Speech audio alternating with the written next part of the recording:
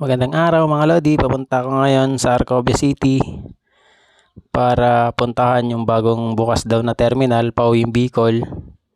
Tingnan natin kung anong mga bus ang mula rito sa Arcobia to Bicol, tapos Bicol to Arcobia naman. Ito mga Lods, ang Arcobia. Sobrang ganda rito lalo sa gabi. Pag ngayon kapaskuhan meron sila ritong Pan in the City, yung carnival. Ito mga Lods, ang bagong terminal, napakalawak, talaga namang komportable ka rito habang nag-aantay. Daming upuan, diba? Hindi masyadong siksikan, di katulad sa ibang terminal, lalo sa Cubao, Pasay. Kaya kung gusto nyo mag-travel mula rito hanggang Bicol, dito na lang kayo.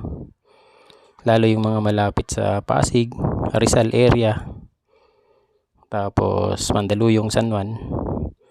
Ito rin ang kanilang CR. Sobrang linis.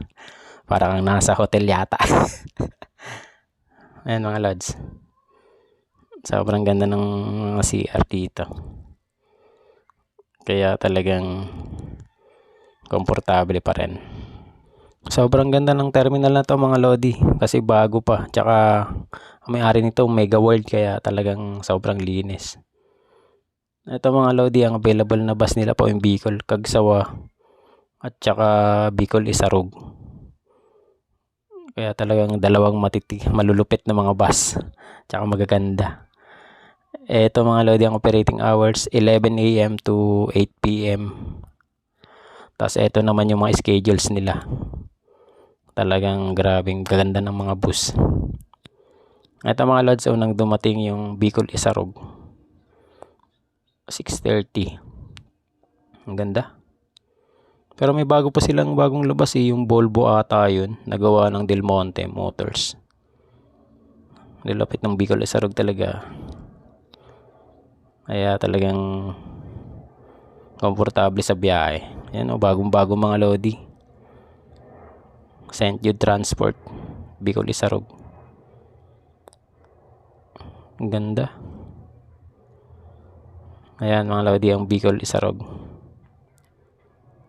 Ito naman, dumating na rin yung Cagsawa, 6:30. Ito talagang malupit ah. Alam naman natin na pag Cagsawa talagang yan ang number 1 sa Bicol. Sa serbisyo, sa kalinisan, talagang sa safety. Ayan mga Lodi, ang ganda. Dati pangarap ko lang sumakay niya nung bata pa ako. Kaya pero nakasakay na rin naman ako dyan ng ilang beses na. Kaya mga Lods, kung gusto nyo sumakay dito sa terminal na to ng Arcobia, ayan, may mga numbers dyan sa video. Diyan din yung mga contact numbers, tsaka yung schedule ng biyahe. Magkakaroon na rin sila sunod sa biyaheng Leyte ata. Kaya hindi na tayo mahirapan, lalo tayong mga taga Pasig, San Juan, Mandaluyong, Taguig, tsaka parting Rizal na rin. Kaya mga Lodi, ayan, ingat sa biyahe. Maraming salamat po. God bless. Ride safe po. Drive safe.